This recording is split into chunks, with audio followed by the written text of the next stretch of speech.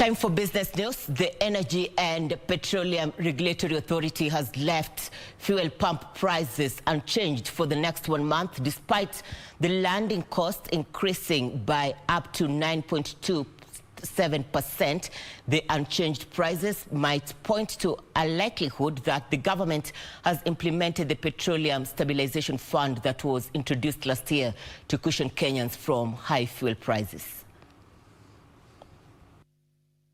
The government introduced the Petroleum Stabilization Fund last year in efforts to cushion Kenyans from high prices whenever the cost of imported refined products steadily increases. In its latest monthly pump price review, the Energy and Petroleum Regulatory Authority indicated that despite the shilling marginally strengthening against the dollar by 0.04%, the landed cost of refined product had increased. EPRA indicated that the landed cost of diesel was up by 4.77%, kerosene increased by 7.29%, while super petrol was up by a massive 9.27%. However, EPRA announced that the pump prices would remain unchanged without giving the reason behind the decision.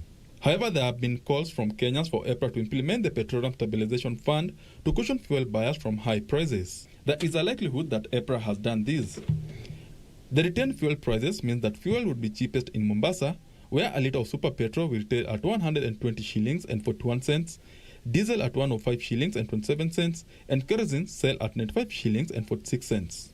In Nairobi, a litre of super petrol will retail at 122 shillings and 81 cents, diesel at 107 shillings and 66 cents, and kerosene sell at 97 shillings and 85 cents. Fuel would be most expensive in Mandera, where a litre of super petrol will retail at 135 shillings and 85 cents, diesel at 120 shillings and 70 cents, and kerosene sell at 110 shillings and 88 cents. In Mombasa, residents welcome the new prices and urge the government to consider ways of reducing the prices further. Tuko tumesikia mafuta itapanda, hata leo nimefuel nimeweka karibu full tank, lakini kama imebaki hapo basi, lakini tulikuwa expectation kwa itashuka. Government checks on and take some measures to cut down the prices a little so that we don't affect people, considering we have the pandemic with us.